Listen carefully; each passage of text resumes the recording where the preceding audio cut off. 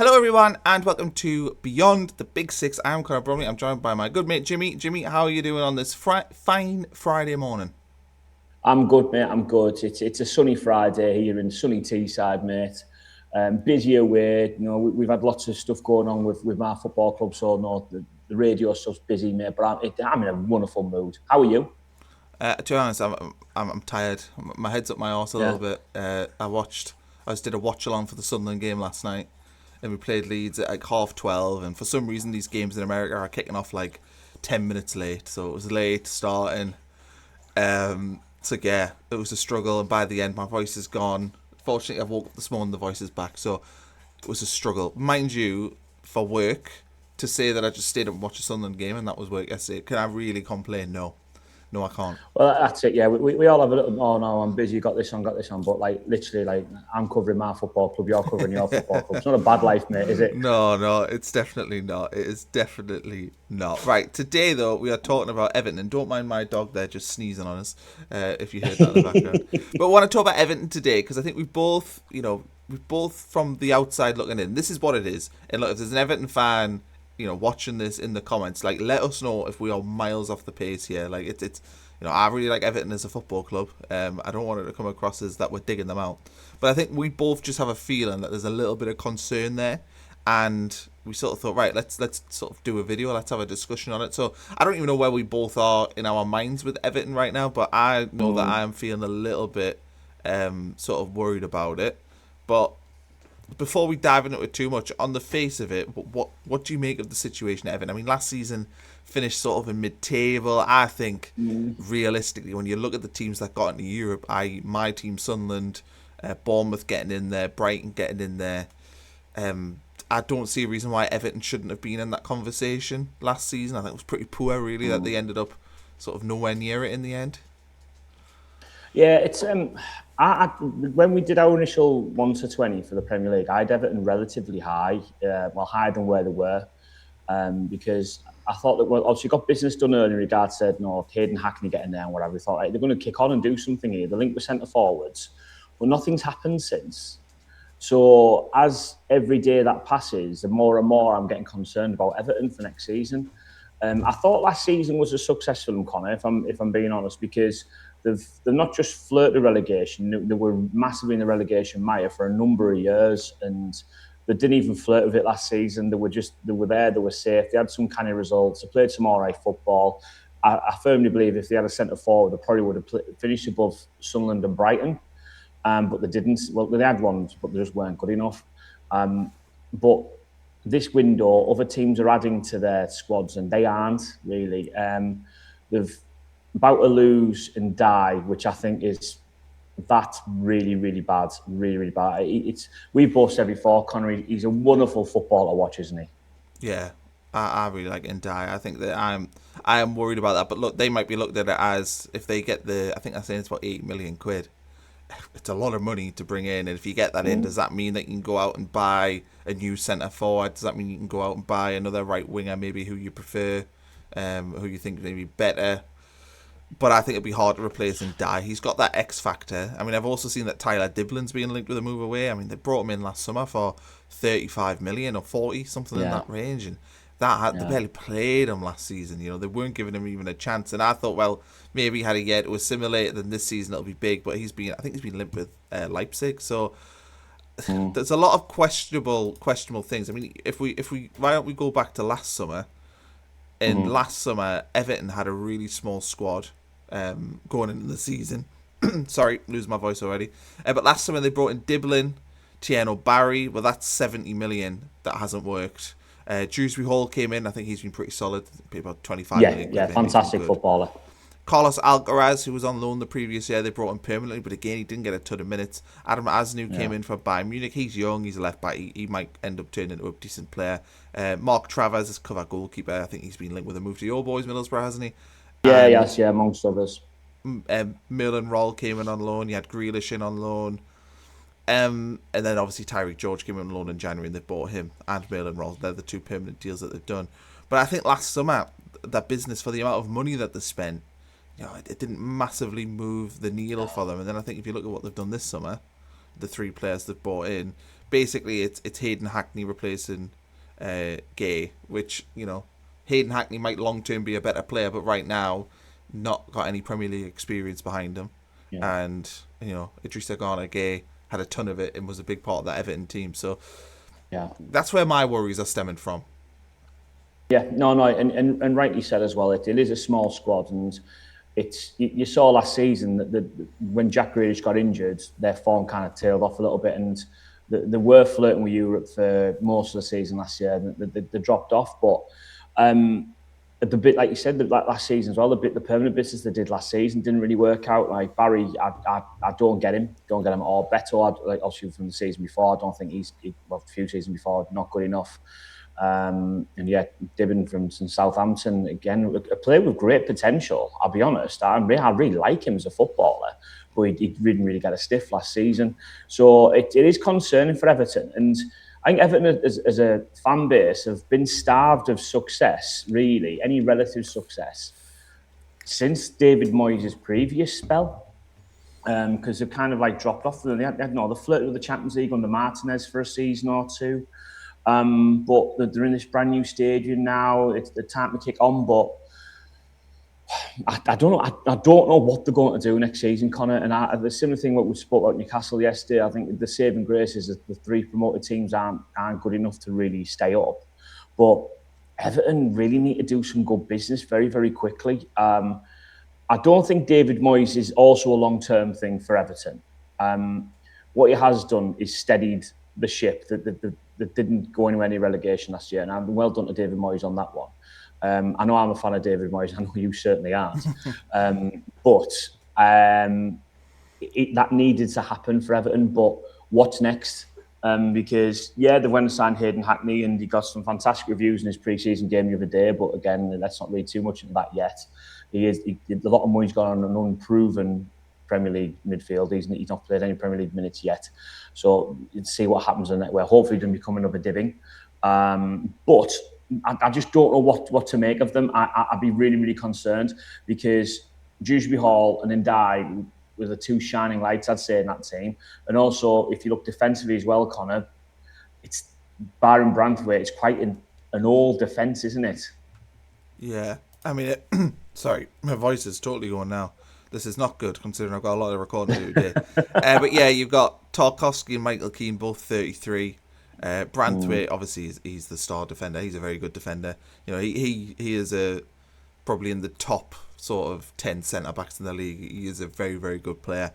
But yeah, the team, they are trying to bring that age down. I mean, the players they brought in this summer are a bit younger. And actually, if you look at the squad, other than the defence, it's all sort of in peak ages, but it's a very thin squad. And I think, you look at Beto, Barry as your 2 striking options. They've got to improve there. Beto, on his day, if you've got Beto playing at like 100%, he's feeling confident. He is a thorn. He is a pain striker to play against. He's very physical, very strong, but it doesn't happen often enough. And he's been in the Premier League long enough now to show that maybe he's not the level. He's also out of contract at the end of this season, so you've got a decision to make there.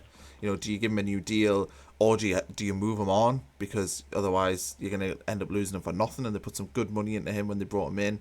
Then you've got Dwight McNeil. I think his time sort of as a decent Premier League player. He seems to have went off the boil a little bit in terms of an attacking option. They brought in Tyreek George on the left, 20 years old. He's young, he's raw. I think he is going to be a very good player, though, long term. I think he is going to be a very decent Premier League player. And then on the right, if you lose and die, you've only got Diblin. So you're looking at an attacking situation where you've got, I suppose, Merlin Roll can tick in there. But Roll, George, McNeil and Diblin, they're going to have to do something there and bring in a centre forward. We're already a day off August and these things haven't been happening yet. And then if you even go into the midfield, Garner, top player. Really, really good. First class player, brilliant. Yeah, good player. Hackney, very good player. Obviously, though, we've got that big question mark as to whether or not he can do it. Dewsbury Hall, very good player. Really, really like him. Igor Brumman, again, decent player. Alcaraz, I really like him, but didn't get a ton of minutes last season. And then you've got Harrison Armstrong in there as well, who's young, but we've obviously been through the defence as well. I just think there's some holes. I don't think, like, you're 3 injuries away from having big problems. They need to add in a bit of depth. I don't know what the financial situation is at Everton. I don't know if that's the problem. Maybe they are dealing with, a high cost base, because they do have some players that'll be on big money. Jordan Pickford is probably one of the best paid keepers in the league, as he should be. He's one of the best keepers in the league. But Yeah. I just wonder if that's the issue. Do they need to get through this season, have another year where they don't spend a ton, and then maybe next summer you bring in a new manager, Eddie Howe, cough cough. I think that would be the ideal one for Everton. He'd be Is that the unbelievable for plan? them. Yeah, he will be unbelievable for Everton. And maybe like, again, that is the vision. If that is the vision, fair dues. But I still think they need to get a couple more in there. And if they don't flirt relegation, they get some more minutes in the younger players, such as Hayden Hackney, I'll say you said, the likes of George, who have been signed a permanent deal, things like that. They get more Premier League minutes, and the more they've got, 30 odd games again in Premier League games for them guys. And then the likes of an Eddie Howe comes in the summer, right? What's next? Because maybe David Moyes doesn't have a rebuild in him. Maybe he wants to go in there, save the ship, this former club, make sure they're away from relegation. You can hand the keys over to somebody who's got the energy to do that, because David Moyes has been there, done it. What he did at West Ham was unbelievable, and I don't think there's any coincidence the fact that West Ham have gone down since he left the football club. That if that's the vision, then fair play. And let's be honest, O'Connor, if it is the vision, I think that's maybe the right thing for Everton, because how many times over recent years have they thrown money at managers? You look at Martinez, you look at Silva, you look at Frank Lampard or what have you. They brought these lads in. Ancelotti. Well, Ancelotti did relatively all right, didn't he? But he wasn't there long enough. Real Madrid came calling back and he was off, and rightly so. Why wouldn't you? But they've thrown money at them, and they've just put the new stadium in. Maybe a couple of years of just mid-table mediocrity. Maybe sneak a cup run in, but get some minutes under the younger lads that are coming through. Like Dewsbury Hall absolutely needed a year of constant Premier League football to find his feet again, and it's really done well for him. James Garner's come out of that season last year a much better Premier League footballer, and potential England international off the back of that one as well. Hayden Hackney needs a year of Premier League football with not too much pressure on the kid to go and do well. I think the same with George as well. And it could be, like you said, Tyler getting more minutes under his belt, it could be a good thing for him as well. So if that's what it is, fair play. It's probably the right thing to do for Everton. And I think, as you mentioned, cough, cough, Eddie Howe, if that is a long-term vision for Everton, I don't think that's a bad thing either. Yeah, apparently he's an Everton fan. I didn't know that. Apparently he's an Everton fan. Really? So there we go. Maybe it's written in the stars. On the video, though, I've got in the headline section, it says, "Are Everton in trouble?" So, are Everton in trouble? Are we looking at a team here that is going to potentially struggle? Finish bottom six, maybe? I don't think they'll be in the relegation conversation, and I think that is. Yeah. I made a video the other day on Ipswich, and I think I'm almost convinced myself if one of them could do okay, it might be Ipswich at the moment. Okay. I like what because of the business they've done. Yeah. Yeah. But I still think it's going to be hard, and I think that fundamentally Ipswich are going to have to win 10 or 11 games next season, and that is a really big ask. It's a big ask for any team, but especially a newly promoted team. So are Everton going to be in relegation trouble? I don't think so, but are Everton going to threaten getting... last season there was like almost a gap. You had sort of the teams that were in that scrap up to about Leeds, I think, who finished 14th or 15th, and then above that they were all the teams fighting for Europe. Everton were just in that fighting for Europe group. I just wonder this season if they'll drop into that one below, where they're going to be safe from relegation quite comfortably, but not really doing much more than that. So do you think they're in trouble? Are you worried? I'm worried in regards if the vision is just to do this continuously, because there's a thin squad, and if better teams come up the following season of the Premier League, they could drag Everton into it. But in regards to this season, no. And I firmly believe the only reason for that is with the saving grace of the 3 promoted clubs, Connor. That's all it is. Because if this is Everton's squad going into the 1st of September, I think last season it probably could have got relegated. Because that's a worse squad than what West Ham had. It's a worse squad than what Tottenham had. So that they could have been dragged in that relegation fight very, very easily. I think they're saving grace. Is there a chance they'll finish bottom 6, Connor? I think there is, mate, yeah. Because I think there's that kind of like that blanket you can throw over them teams over there, and you can pick and choose where they're going to go. You could be talking a difference of 4 points over 6 positions, do you know what I mean? But I don't think they'll get relegated just because of how poor the sides are. But if I'm an Everton fan, I'm like, come on, what's going on? Please tell me what's going on. Is this just a one of those kind of transition seasons again? Just get more legs and more minutes from these people, and then we'll go and kick on next season with a brand new manager. And fair dues, that's a good thing. But if an Everton fan, I'm in this brand new stadium, like, oh wait, come on, there's more to football than this. So I think as a fan, you just want to know what's going on. But to answer your question, I don't think they're in trouble. But I don't think that's because of Everton's doing. I think it's more the doing of the promoted clubs coming up. What do you think? I don't think they're in like trouble. I don't think they'll be. If I was picking candidates to get relegated, you'd have the newly promoted three in there. Fulham, I think, got to be in there probably as a discussion. I think you probably throw my team, Sunderland, probably in there because of the Europe thing. I don't think Sunderland will be anywhere near it, but I think teams probably will look at Sunderland. Maybe they'll look at Crystal Palace there in Europe. Maybe they'll look at Bournemouth, change a manager, them teams. And I think Everton are probably with the Sunderlands and Palaces and Bournemouths in that conversation. I think Newcastle are probably in there right now as well. I don't think Newcastle will go down, but I think Newcastle, there's a lot of uncertainty there. Uncertainty's not good. And I think the one thing you would say with Everton is David Moyes is a safe pair of hands. So therefore, I don't see a world where he drags them into any sort of danger. They'll have enough. He knows how to pick up the 45, 50 points in the Premier League. He knows how to do all that. So I don't think they'll be in trouble, but I do think sort of long term, if I was an Everton fan, I would be sat there and thinking, what are we actually doing? Where's this football club going in the next 5 years? Because it still feels quite stale there. I mean, I'm looking at the defence, and it's Pickford, Mikalenko, Keane, Tarkowski, O'Brien, or put Branthwaite in there. It feels like that's not changed for years. It feels like that's been the back line for years. So I think they need to put some freshness in there. But I just want to know what the vision is. Like, how are they gonna? How are Everton, the ownership and everyone there, gonna turn Everton into what they should be, which is a team competing with Newcastle and Aston Villa to try and break into the top sort of 5 and 6 of the Premier League? Everton haven't done that in years. They haven't done that for a decade. So how are they going to do that? And I am not seeing Everton pushing for that. I'm not seeing that vision. I'm not seeing that they're going to be able to do that. And that is where my concern is sort of in the medium to long term. I just don't see how Everton are going to break into where they should be as a football club, because they're a massive football club. Huge, absolutely huge, and it's I think anyone of an age can look at Everton as a huge football club, but they have underachieved for that long now, Connor. Where you look at, are they as good as what we think? Do you know what I mean? It's been that long now, hasn't it? Like, when was the last time Everton played in Europe? Will happen under Martinez, maybe. I'm not too sure. And they came close to Champions League qualification at the end of the 04-05 season. We got knocked out by Villarreal in the qualifiers, but it's been a while, and it's been that long where I think, okay, when Everton keeps saying they're a big club and they seem to be able to attract players every now and then, it's like, what's next though? I probably look at Everton like Newcastle United, where like they're probably still a stepping stone club, and they always will be now unless something drastically changes for them. And obviously they tried that a few years ago when we signed the likes of Gylfi Sigurdsson, James Rodriguez and people like that, but yeah, it's what is a long-term vision for Everton. If it is just mid-table mediocrity, I think the fans of Everton and the Everton Football Club deserve a little bit better than that personally. But what can you achieve these days? We don't know. But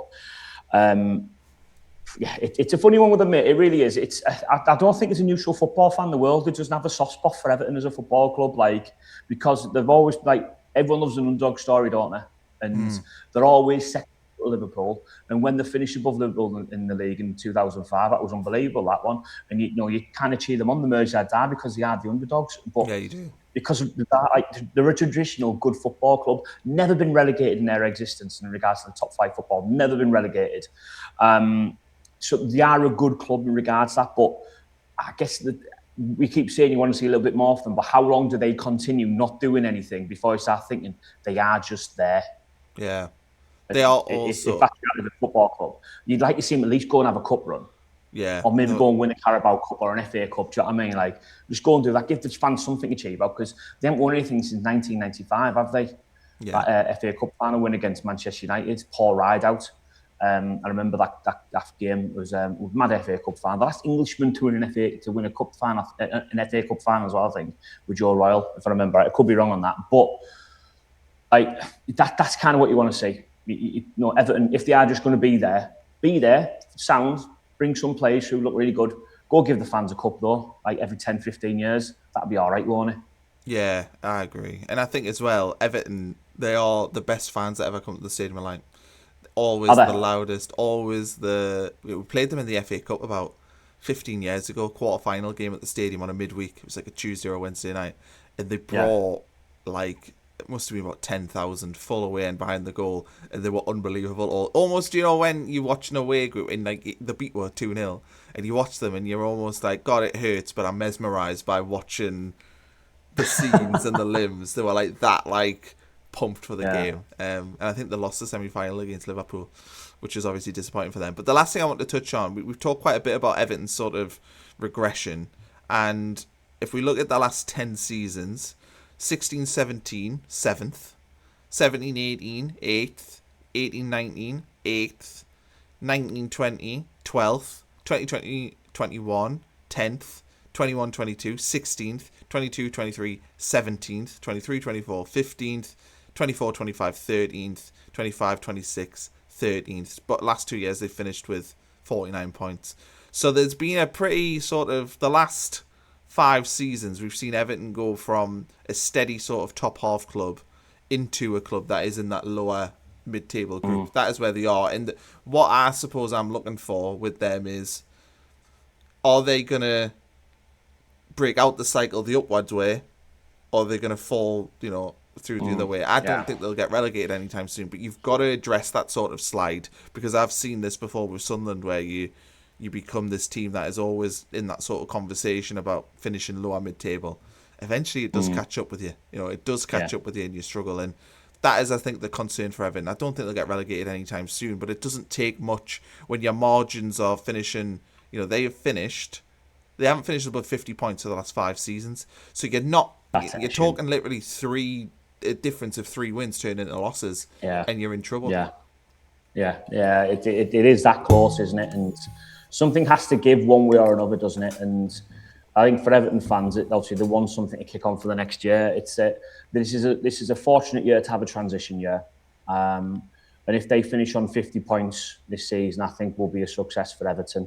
But I think when it comes to the 27-28 season, I think the fans and everyone else will be looking a little bit more. If they do finish with 50 points, at least have something to cheer on, like a decent cup run, like a cup final or something like that. Because cup wins are attainable for other clubs. It's just not just the big clubs, is it? Obviously, saw what Crystal Palace have done over the last couple of years.